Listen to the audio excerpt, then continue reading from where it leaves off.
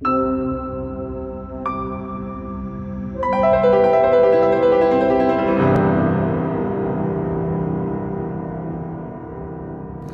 bonjour. L'étude de la stratégie et l'étude du management, c'est l'étude de la réussite, quoi, au bout du compte. Et là, tu viens avec un ouvrage absolument passionnant sur les erreurs. Alors, pourquoi ce sujet ? Pourquoi ce sujet ? Parce que la stratégie, c'est l'histoire de la réussite, et le vécu des entreprises, c'est une alternance de réussite et d'échec. Et le propos du livre, c'est de dire que entre la réussite et l'échec, il y a quelque chose qui est un état intermédiaire, encore mal identifié, qui est quand l'entreprise fait une erreur qui peut entraîner un échec stratégique. C'est ça. Et du coup, à partir de là, tu nous développes, je dirais, beaucoup d'exemples sur plein de cas de figure concernant les fameuses erreurs digitales. S'il y avait un point important à prendre en compte pour le lecteur de cet ouvrage, quel est le premier point qu'il va découvrir au travers de cet ouvrage en termes de, je ne vais pas dire d'évitement d'erreurs, mais en tous les cas, d'apprendre des erreurs ? Alors, le point important, c'est que les entreprises font des erreurs, pas seulement les gens font des erreurs, mais les entreprises font des erreurs. Et les erreurs que font les entreprises, même quand tout le monde fait bien son travail, les erreurs que font les entreprises peuvent donner un crash à un moment ou à un autre. Donc ça, c'est vraiment le point fondamental.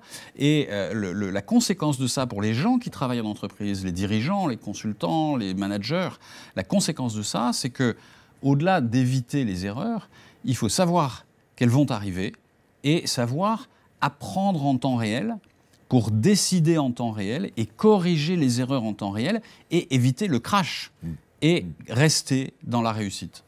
Et donc, c'est la raison pour laquelle il y a un passage théorique très intéressant sur notamment 5 bonnes habitudes pour déjouer l'échec. Et l'habitude numéro 2, que je trouve très intéressant, renoncer à simplifier. Que veux-tu dire par cela et quel est le point clé à mettre en œuvre justement pour un dirigeant ?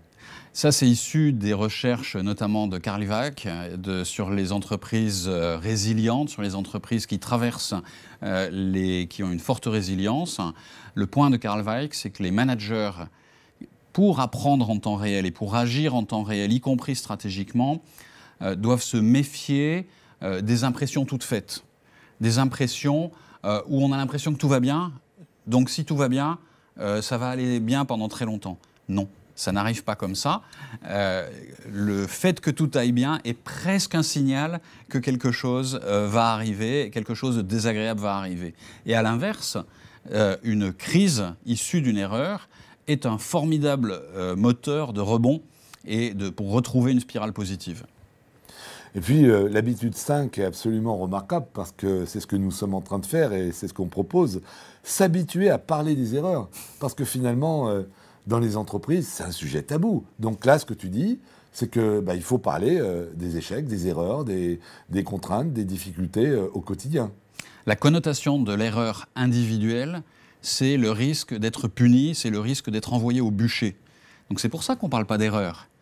À partir du moment où on se dit que c'est l'entreprise qui peut faire une erreur, tout devient beaucoup plus facile. Et oui, il faut en parler, oui, il faut mettre les choses sur la table, c'est comme ça qu'on apprend en temps réel, c'est comme ça qu'on retrouve les dynamiques positives. C'est exactement le contenu de ce livre qui va nous permettre effectivement, mais je dirais pour ma part en tant que professeur, d'aborder ce sujet avec mes étudiants. Merci Vincent. Merci à vous.